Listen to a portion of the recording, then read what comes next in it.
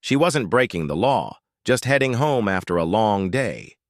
But one encounter with police turned an ordinary evening into a nightmare. In minutes, she went from respected community leader to a suspect in handcuffs, her dignity stripped, away on the sidewalk. What they didn't know was who she really was, and what she would do next. This wasn't just a mistake, it was a turning point. How did a routine stop spiral into something so explosive? Colonel Maya Harris was used to long days. As one of the highest-ranking officers in her division, she carried herself with quiet pride, earning respect from those who served with her. Off-duty, though, she was just Maya, grabbing coffee at the corner cafe, calling her mom after late. Meetings, slipping into her modest townhouse without fanfare. That evening felt no different. She'd finished reviewing field reports, her uniform crisp, her thoughts already on tomorrow's briefing. The sky was dimming to a deep indigo as she crossed the nearly empty parking lot toward her car. A light breeze carried the faint smell of rain, and somewhere in the distance, a siren wailed. She didn't notice the cruiser at first, parked just far enough away to seem harmless, its engine idling low. But inside, two officers watched every move she made. One reached for the radio. The other rested a hand near his holster. Maya had no idea her rank, her record, and even her name wouldn't matter tonight. Something was about to happen. Something that would test not just her patience, but her very right to exist on this pavement without suspicion. Maya slid her keys into the door when the flash of red and blue caught her eye. The cruiser rolled. Closer, slow and deliberate, blocking her car in with a quiet menace. She frowned, confused. She hadn't even started the engine. "Ma'am, step away from the vehicle," a voice barked through the loudspeaker. Maya froze. She was still in full uniform, insignia visible. Any reasonable officer would recognize her rank, but the two men emerging from the car didn't slow down, didn't even glance at her nameplate. "We got a call about suspicious activity," one said, his tone sharp. Suspicious?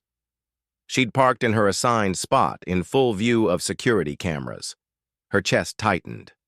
Something wasn't right. She calmly identified herself, showing her military ID, but the words bounced off blank. Stares. "Put your hands on the hood," the other officer ordered, his hand now resting on his weapon. Maya's pulse spiked. Years of service had trained her to stay composed under pressure, but this wasn't combat.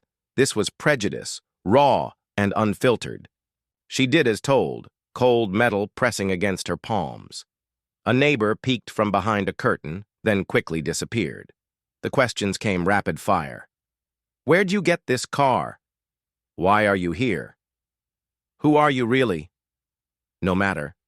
What she answered, their expressions didn't change. One officer muttered something into his radio. The other tightened a pair of handcuffs with a snap that echoed in the still night. They treated her like a criminal, not a decorated officer. Maya bit back her anger, knowing one wrong word could escalate things further. She thought of her cadets, of the young soldiers she trained to respect authority, and wondered how she'd explain this to them. Her phone buzzed inside her jacket pocket. She asked to retrieve it. Permission denied. They shoved her against the car, metal cuffs biting into her wrists.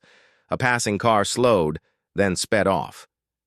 Nobody wanted to get involved. With each passing second, the situation grew worse. The officers' radio chatter turned coded, their glances more urgent. Were they planning to haul her to the station? On what charge? Maya's mind raced through her options. She had powerful allies, yes, but right now, in this parking lot, she was utterly alone. And then she remembered one phone number, one person who would pick up on the first ring. If she could just reach it in time. But would they even let her speak? The cuffs dug deeper into Maya's wrists as the officers shoved her toward the back of the cruiser. Her voice stayed calm, but inside rage boiled. "You're making a mistake," she said firmly. They laughed. "Sure we are." One officer barked into his radio for backup. The other yanked open the car door. Neighbors now lined the sidewalk, phones out, whispering. But no one stepped forward. To them, she wasn't a colonel, wasn't a decorated officer. She was just another black woman in handcuffs. Maya's heart pounded. She knew how quickly things could turn deadly. One sudden move, one claim that she resisted, and she could be another tragic headline. She begged them to let her make a single call. They refused, until her commanding officer's name slipped from her lips. Their eyes flickered. "Who did you say you work for?" one demanded. "The Pentagon," Maya shot back, steel in her voice. "And you're about 5 seconds away from losing your badges." For a moment, silence, then a sharp laugh. "Lady, nobody cares who you think you are." They shoved her down into the back seat. That was it. No more warnings. Maya twisted just enough to hit her emergency dial with bound hands.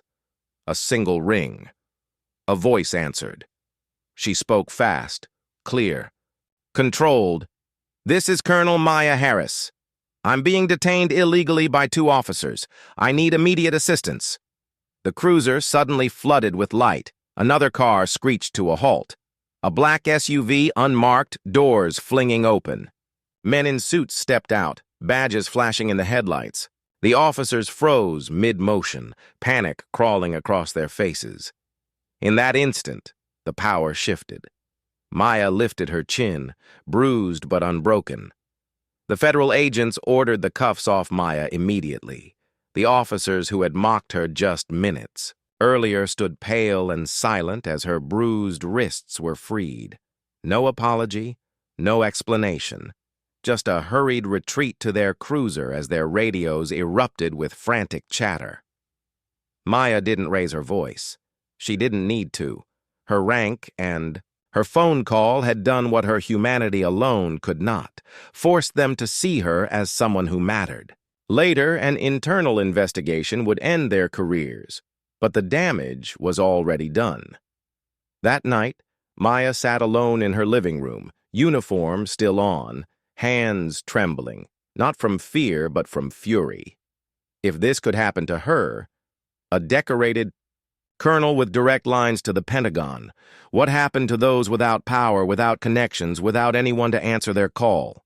This wasn't just about 2 reckless officers. It was about a system that saw her skin before it saw her service. And no badge, no rank, no title could shield her from that truth. Maya vowed it wouldn't end here. She went public, not to clear her name. She never lost her honor, but to shine a light on a problem far bigger than herself. And now the question is yours to answer. How many more lives have to be humiliated, endangered, or lost before this changes?